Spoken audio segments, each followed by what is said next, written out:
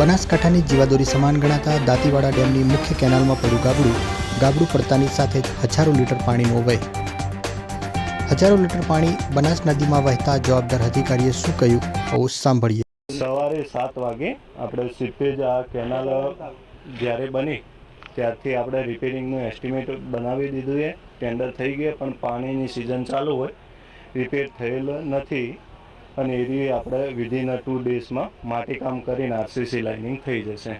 અચાનક ગાબડું પડ્યું હતું કે પહેલા સીપેજ નહીં, આ સીપેજ પોર્ટ હોલ્સના કારણે અને 800 ક્યુસેક પાણી ચાલુ હતું એના કારણે પ્રેશરાઇઝ. કેટલું પાણી અત્યાર સુધી વેડફાયું છે? 1200 ક્યુસેક જેટલું પાણી વેડફાઈ રહ્યું છે. ના, આ સીપેજનું છે, માત્ર 20 ક્યુસેક જેટલું. એ આપણે હેડઅપ કરીને ડીવોટરિંગ કામ થઈ જશે. દરવાજા નવા નાખે છે છતાં પણ અત્યારે પાણી જે નીકળી રહ્યું છે ફોલ્ટ થયો છે? નહીં, એ રબલ સીલ હોય ને એનું છે, તો એ ફોલ્ટ નથી.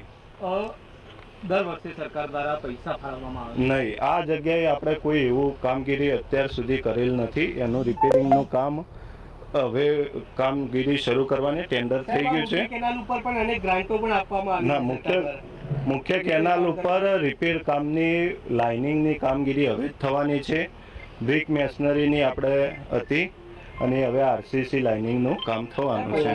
જૂની કેનાલ છે, હા, રિપેર કરવામાં જ નથી આવી. રિપેર એટલે કેવી, કોઈ જગ્યાએ જરૂર પડે તો, બાકી તો પાર્શિયલ કટિંગ બેન્કિંગ પોર્શન હોય એટલે વધુ સારી કેનાલ છે. કેટલું મોટું ગાબડું છે અંદાજે? આ 30 મીટરનું ગાબડું છે, આપણે 30 થી 40 મીટરનું. આટલું મોટું ગાબડું પડવાનું કારણ શું? કારણ એ પોર્ટ હોલ્સના સીપેજ થવાના કારણે. કેટલા દિવસમાં રિપેરિંગ થઈ ગયું? 4 દિવસની અંદર. આ શિયાળુ સિઝન માટે જે પાણી હા, એ દિવસ બંધ રહેશે? 4 દિવસ.